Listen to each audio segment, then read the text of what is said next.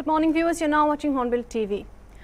Riju Datta welcomed Union Home Minister Amit Shah's visit to West Bengal during the 125th birth anniversary celebration of Syama Prasad Mukherjee, claiming Mukherjee played a crucial role in ensuring Bengal remained part of India. He also strongly condemned the alleged rape and murder of a minor girl in Baruipur, calling for strict laws and death penalty for rapists while criticizing political parties for politicizing such crimes.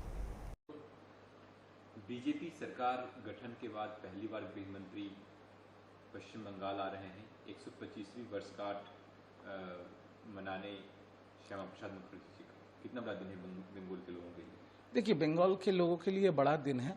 उनकी सरकार बनी है और गृह मंत्री आ रहे हैं बंगाल में। पहले बंगाल में एक रीत था, जब हम तृणमूल के प्रवक्ता थे, हम लोगों को भी बोला जाता था कि बंगाल के बाहर से जो भी आएगा उनको बहिरागत बोलो, उनको बाहर ही बोलो।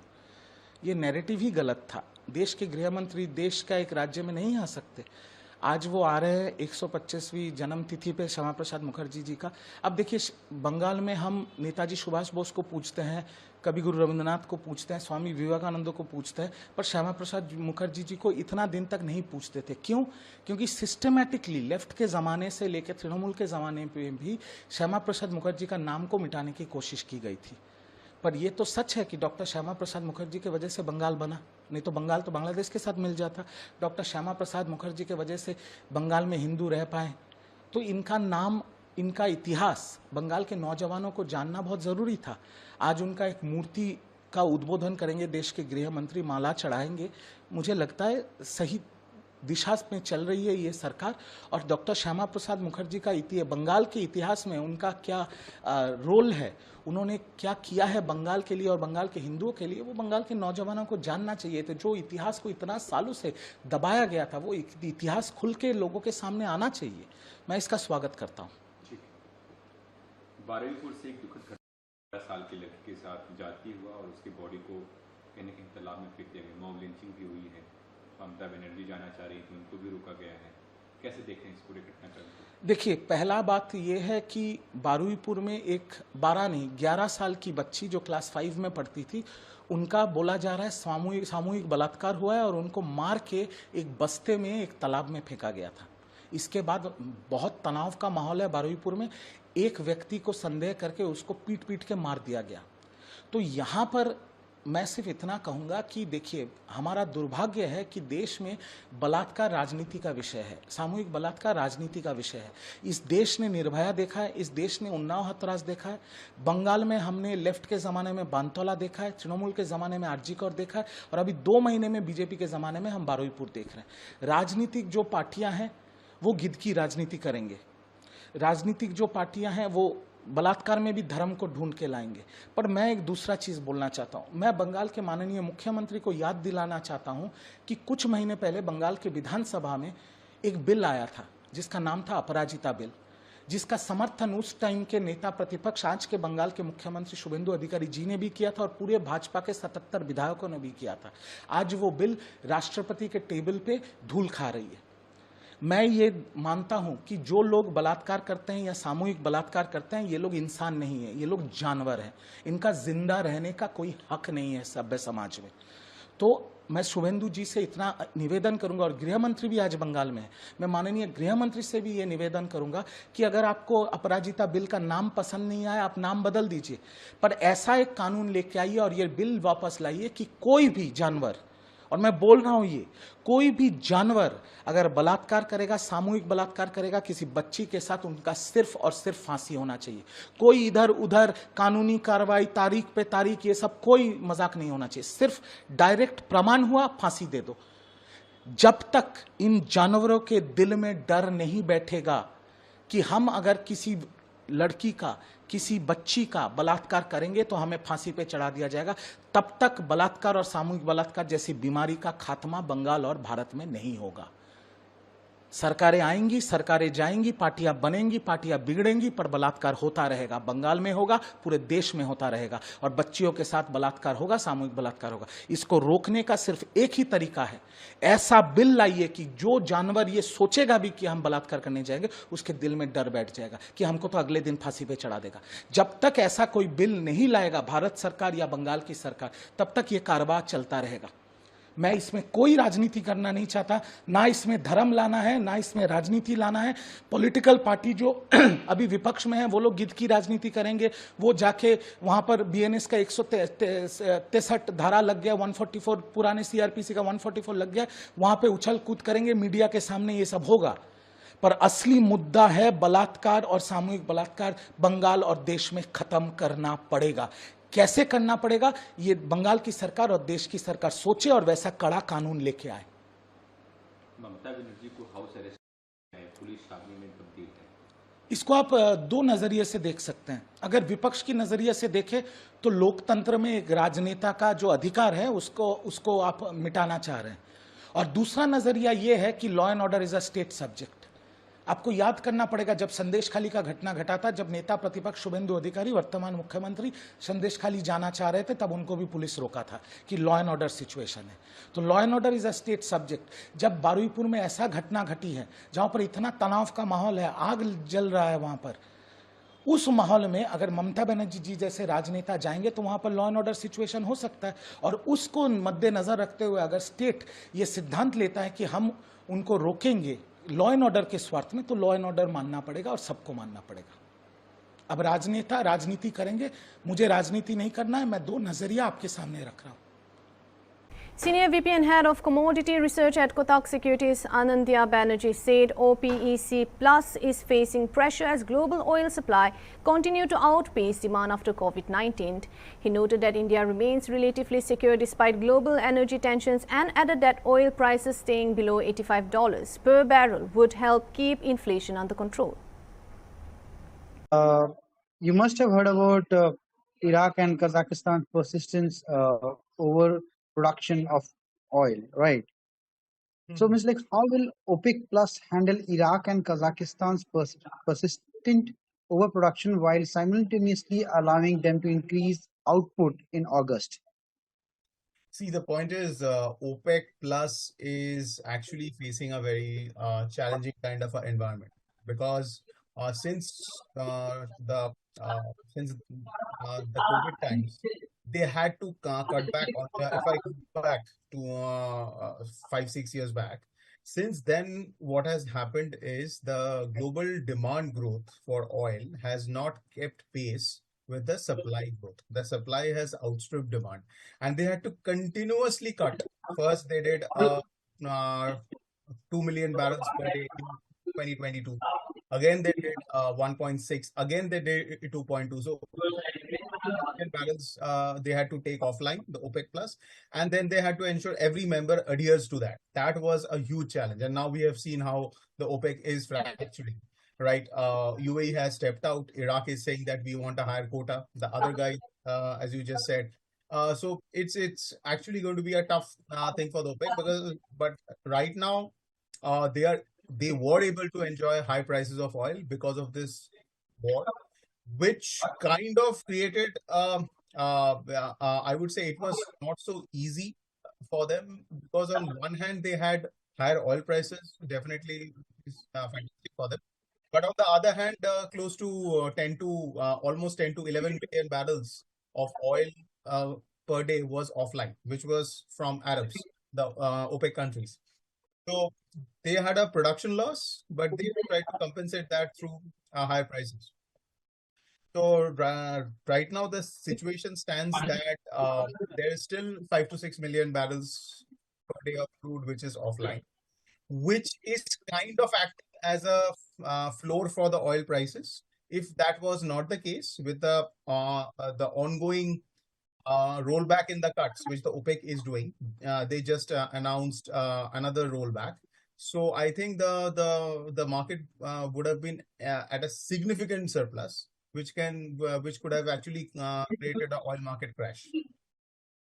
Now, the second question is related to this only. Means like, how are you looking at this scenario will affect the Indian markets, the Indian economy, and the Indian commodities especially? Right. See, India is still a large energy importer, especially the petroleum part. Now, as far as the gas is concerned, the gas market globally is tight.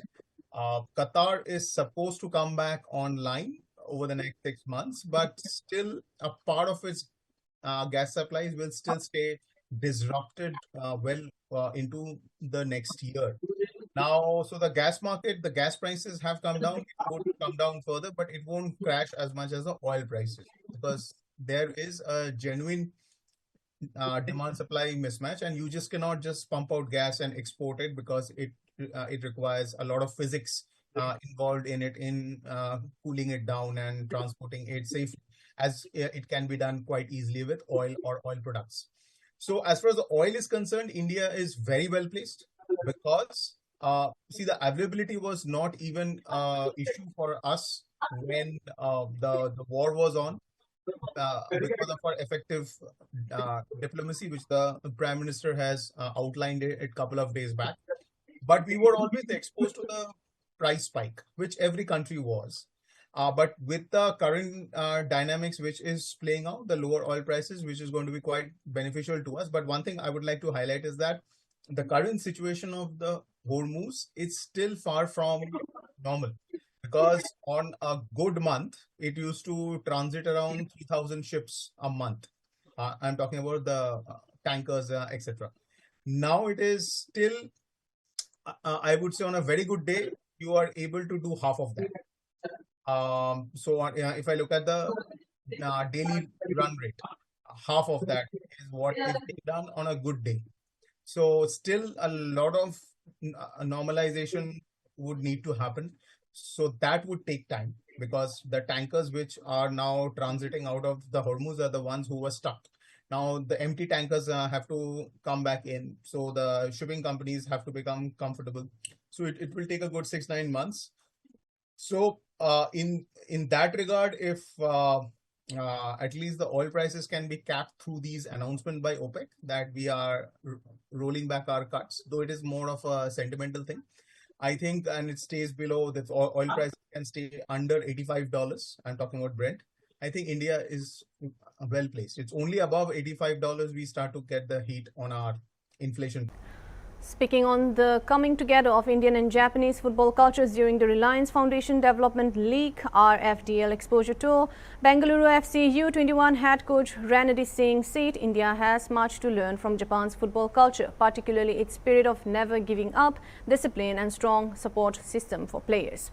He noted that Japan's approach both on and off the field has helped build a resilient footballing culture which India should strive to emulate.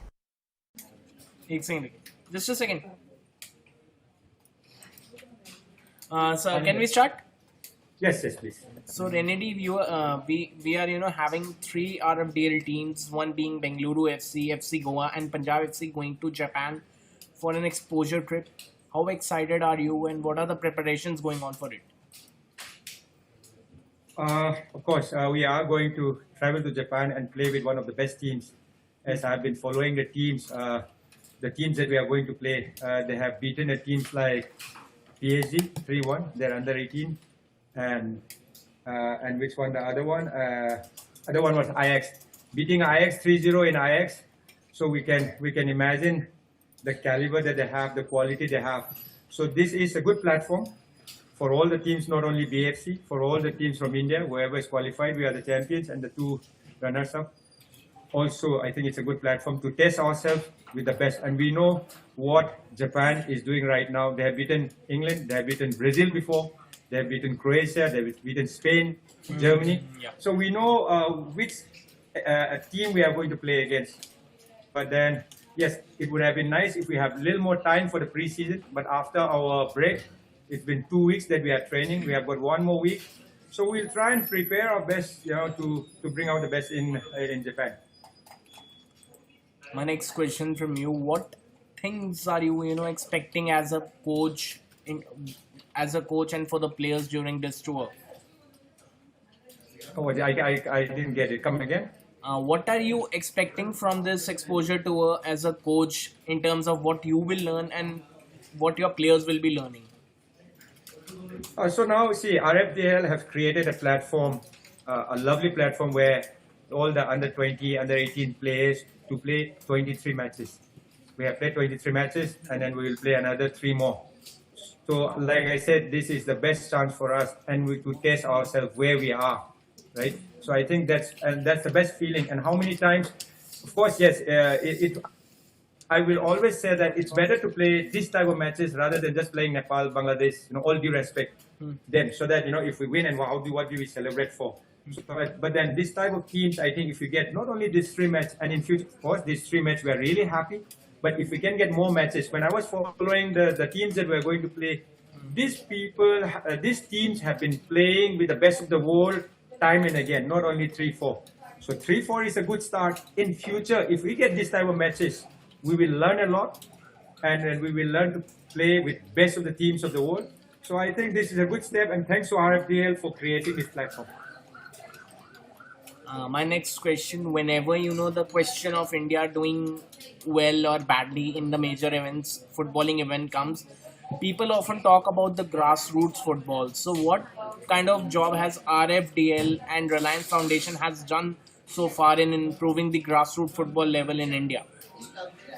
I would say that if you go to the states, all due respect to the state association, they are trying their best, but then grassroots players or the young players, or they are not getting enough matches. So in a year here in Bangalore, we have got 18 matches in the local league and another 23 matches. So another 23 matches and 18, so many matches that we are getting. It's all due to RFDL, and I want this thing to continue so that all the grassroots in all the grassroots in every state, they get a platform. I think this is the best thing they have done, and I want this to continue so that our boys who are not ready yet for the senior team, but they need so if we, like, I did my pro license in Japan, in Tokyo, we have seen how the under-19 work over there as a league over there. So week in, week out, they get but then yes, RFDL, sometimes we have 3 days off, 4 days off, or maybe in 2 days we have to play. So that if they can spread out, if these 23 matches can spread out in 6 more months, and it will be a lot easier because players get rest time, like what in Japan. And I'm sure in future, these 23 games will be a lot more, and then we can play in 6 or 7 months. That's where we'll be able to, whatever mistake on a match, we have time, 3-4 days to prepare, rectify, and then come again. So I want this league to be a longer league so that, we all can, but whatever RFDL has done, I think this is one of the best that they have done. Creating a platform for the players, for the young players. My last question from you, from whatever I have seen of Japan during the major tournaments, they have come across as a very disciplined team, and the general civilian in life in Japan, in regular lives, Japanese people also come across as very disciplined. They keep everything neat and clean. They have their own culture. So how this meshing up of 2 different cultures, 2 different aspiring nations would, help India build their football? So as we have seen, it's a culture. We see that in the game. So now we have to create that culture in India also, like never giving up. Japanese team, look at the fans, look at the people, after playing such a good football and losing to Brazil, but still people are saying that they have done well. They have been motivating to do well. It's not only when we are winning, but when they are losing also, how they have created a culture that to support everyone. This is something we can learn also. And it shows that in the ground. Every matches that they play, it's break. Not only if you see the league matches of them, players fight. What we Indians have to learn also when we play 90 minutes, whatever the result, just not giving up, fighting for every single goal. Like you said, it's there in the culture. We can see in Japan, discipline off and on the ground, and discipline especially on the ground, the structure that they maintain. This is what we have to learn also and get better. So this is one of the best tools we will have. It's not for a holiday for sure. It's to test ourselves that where we are and to fight it out and get the best result out of it. Thank you so much, and all the best for the tournament. Yeah. Thank you very much. Thank you. Thanks. Lovely talking to you. Thank you. That's all for now. Thank you for watching Hornbill TV.